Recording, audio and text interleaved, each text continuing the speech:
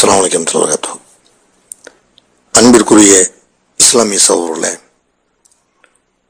இன்றோடு பலர் கொண்டாடி வருவதை நம்ம பார்க்கிறோம். முஸ்லிம்கள் புத்தாண்டு கொண்டாடலாமா என்பதை நம்ம தெரிந்து கொள்ளணும். புத்தாண்டு அப்படின்டா என்ன? இயேசு இந்த நாளில் தான் பிறந்தாரு, அவர் பிறந்து 2024 வருடம் ஆகிறது என்ற நம்பிக்கையின் அடிப்படையில் தான் புத்தாண்டு கொண்டாடப்படுகிறது. இயேசு என்ற அந்த ஈசா நபி அவர்கள், ஈசா அலைஹிஸ்ஸலாம் அவர்கள் எந்த நாளில் பிறந்தார்கள் என்பதற்கு எந்த ஒரு வரலாற்று ஆதாரமும் இல்லை. அது கிறிஸ்தவருடைய நம்பிக்கையின் அடிப்படையில் இந்த நாளை அவர்கள் ஒரு புத்தாண்டாக, பண்டிகையாக கொண்டாடுகிறார்கள். இதை முஸ்லிம்கள் எப்படி நம்ம கொண்டாடுறது? மன் தஷப்பஹ பி கௌமின் ஃபஹுவ மின்ஹும். யார் இன்னொரு சமுதாயத்தினுடைய கலாச்சாரத்தை பின்பற்றுகிறாரோ, இன்னொரு சமுதாயத்திற்கு ஒப்பாக நடக்கிறாரோ, அவரும் அவர்களை சார்ந்தவர் தான் என்று நபிகள் நாயகம் ஸல்லல்லாஹு அலைஹி வஸல்லம் அவர்கள் சொன்ன அடிப்படையில் கிறிஸ்தவ மதத்தினுடைய நம்பிக்கை அடிப்படையில் கொண்டாடப்படக்கூடிய இந்த கிறிஸ்தவருடைய பண்டிகையை முஸ்லிம்கள் கொண்டாடினால் இவங்க முஸ்லிம்கள் இல்லை, அந்த சமுதாயத்தை சேர்ந்தவங்க தான் என்பதுதான் அல்லாஹ்வுடைய தூதருடைய அந்த எச்சரிக்கையினுடைய விளக்கம். அப்ப புத்தாண்டை முஸ்லிம்கள் கொண்டாட முடியாது. இந்த புத்தாண்டு என்பது ஒரு அறிவுபூர்வமானதாக அப்படி ஏதாவது இருக்குதா? ஒரு பகுத்தறிவுக்கு ஏற்ற வகையில அப்படியாவது இருக்குதா அப்படின்னு கேட்டா அப்படியும் இல்லை. ஒரு மூட நம்பிக்கையா தான் இருக்குது. ஒரு நாளுடைய, ஒரு வருடத்தினுடைய தொடக்கம் சிறப்பாக இருந்தால் அதை நம்ம கொண்டாடினால் அந்த வருடம் முழுக்க நம்ம சந்தோஷமா இருக்கலாம், வருஷம் முழுக்க நமக்கு நல்லதுதான் நடக்கும் என்ற மூட நம்பிக்கையும் புத்தாண்டு என்ற பெயர்ல விதைக்கப்படுகிறது. அப்ப அப்படி இருக்குதா? உண்மையில ஒரு நாள் என்பது நமக்கு நன்மை செய்யுமா? அத முஸ்லிம்கள் அப்படி நம்பலாமா? நன்மை தீமை என்பது அல்லாஹ்வினால் தான் ஏற்படுது என்று நம்ப வேண்டிய முஸ்லிம்கள் ஒரு நாளுடைய தொடக்கம் சிறப்பாக இருந்தால் அந்த வருஷமே சிறப்பாக இருக்கும் என்று முஸ்லிம்கள் அதை நம்பலாமா? ஒரு நாளுடைய தொடக்கம் நல்லா இருந்தா அந்த வருஷமே நல்லா இருக்கும் என்றால் எதுக்கு 2005 சுனாமி வந்துச்சு? அதுக்கப்புறம் எதுக்கு கஜா புயல் வந்தது? அந்த வருஷமெல்லாம் யாரும் புத்தாண்டு கொண்டாடவே இல்லையா? இப்போ புத்தாண்டு கொண்டாடுறதுனால ஏற்படக்கூடிய ஒரு நபருக்கு அல்லது ஒரு கூட்டத்துக்கு, ஒரு ஊராருக்கு அல்லது ஒரு நாட்டவருக்கு ஏற்படக்கூடிய ஏதாவது ஒரு பிரச்சனை, அல்லாஹ்விடமிருந்து வரக்கூடிய சோதனை ஏதாவது வராமல் போயிருமா? அப்படி இல்லை. அசாபமின் முசீபத்தின் ஃபில் அர்லி வலாஃபி அன்ஃபுசிக்கும் இல்லா ஃபி கிதாபின் மின் கபுலி நபராகா. அல்லாஹ் குர்ஆன்ல சொல்லி காட்டுறான், உங்களுக்கு ஏற்படுகிற சோதனையாக இருந்தாலும், இந்த பூமியில ஏற்படுகிற எந்த சோதனையாக இருந்தாலும் அது நடைபெறுவதற்கு முன்னாலேயே நம்ம ஏட்டில் எழுதி வச்சுட்டோம். எழுதி வைத்த விதிப்பலகையில என்ன எழுதி வச்சிருக்கிறோமோ அதன்படிதான் உலகத்துல எல்லா சோதனைகளும் நடைபெறுகிறது இப்படின்னு நல்லா சொல்லி காட்டுறான். இப்ப விதிப்பலகையில உள்ள மாதிரிதான் மனிதனுக்கு நன்மை தீமை நடக்குமே தவிர ஒரு நாளை கொண்டாடுறதுனால, ஒரு நாள்ல மகிழ்ச்சியா இருக்கிறதுனால அந்த வாரமே நல்லா இருக்கும், அந்த வருஷமே நல்லா இருக்கும் என்பதெல்லாம் அது ஒரு மூட நம்பிக்கை. இந்த வருஷம் கூட நம்ம நினைஞ்சோம் 2023 யாரும் 2023 தொடக்கத்துல கொண்டாடலையா? கொண்டாடுறதுல செஞ்சாங்க. 2023 முடிகிறதுக்குள்ள ஏன் மழை வெள்ளம் ஏற்பட்டு சென்னையில மக்கள் பாதிக்கப்பட்டாங்க?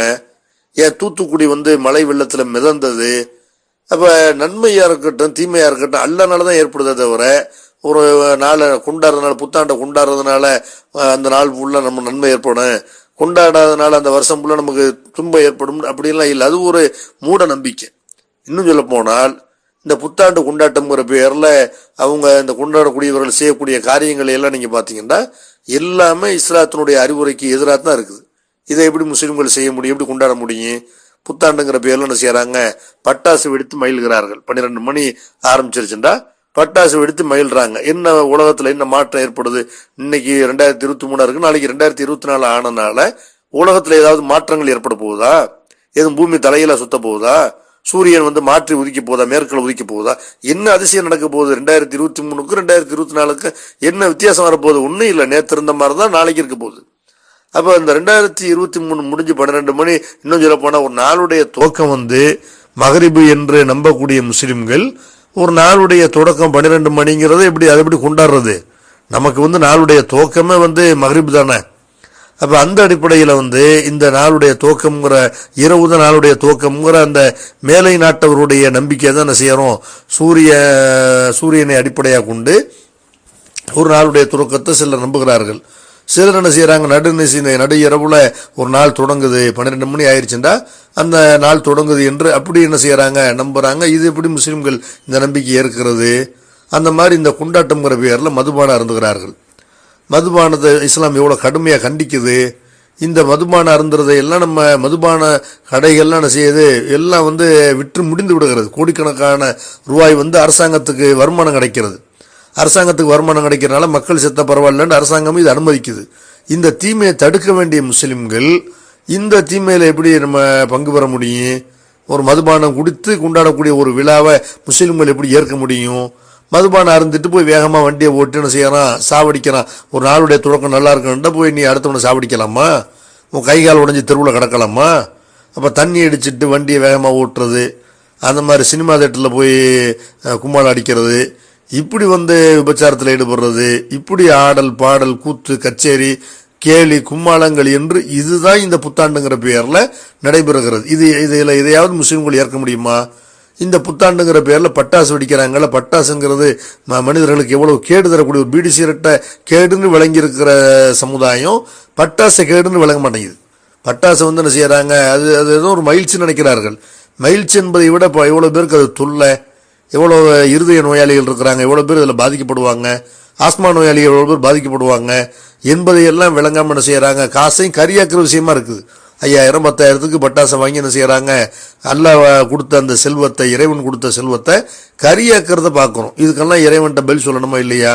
எவ்வளவு மக்கள் சாப்பாட்டுக்கு வழி இல்லாமல் இருக்கும்போது நீ நல்லா சாப்பிடு, நல்லா உடுத்து, ஏழைகளுக்கு தர்மம் பண்ணு, அதை விட்டு காசை கரியாக்குற வேலையை செய்யறது ஒரு பகுத்தறிவா? இப்படி கொண்டாடுறதுக்கு பிறகு ஒரு விழாவா? அப்ப இவர்கள் புத்தாண்டு என்ற பெயர்ல நடத்தக்கூடிய இந்த கொண்டாட்டங்கள் இருக்குல்ல, இது எல்லாமே மனித குலத்துக்கு தீங்கு செய்யறதான் இருக்குது. பட்டாசா இருக்கட்டும், மதுபானமா இருக்கட்டும், வேகமாக வண்டியை ஓட்டி அதுல இவங்க இன்பம் காண்றதா இருக்கட்டும், எல்லாமே மனித குலத்துக்கு கேடு தர்றது. மனித குலத்துக்கு கேடு செய்யற ஒரு காரியத்தை ஒரு மனுஷன் செய்யலாமா? அப்ப ஒரு மனுஷனை அழிக்கலாமா? இந்த காரியங்கள் தான் புத்தாண்டு என்ற பெயர்ல நடைபெறுகிறது. முஸ்லிம்களை பொறுத்த வரைக்கும் புத்தாண்டு நம்ம புறக்கணிக்கணும். புத்தாண்டுங்கிற பேரில் நடைபெறக்கூடிய இந்த கேளிக்கைகளை, இந்த மதுபானம் என்ற அந்த தீமையை, அது மாதிரி விபச்சாரம் என்ற தீமையை, இதையெல்லாம் ஒழிக்க முஸ்லிம்கள் கடமைப்பட்டிருக்கிறார்கள். இந்த விழாவில் நம்ம பங்கேற்க முடியாது.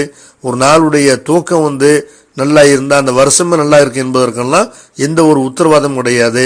முஸ்லிம்கள் புத்தாண்டு என்ற பெயரில் நடைபெறக்கூடிய இந்த கேளிக்கைகளை முஸ்லிம்கள் புறக்கணிக்க வேண்டும். புத்தாண்டை முஸ்லிம்கள் கொண்டாடக்கூடாது என்பதை இந்த பதிவின் மூலமாக சொல்லிக் கொள்கிறோம். அஸ்ஸலாமு அலைக்கும் வரஹ்மத்துல்லாஹி வபரகாத்துஹு.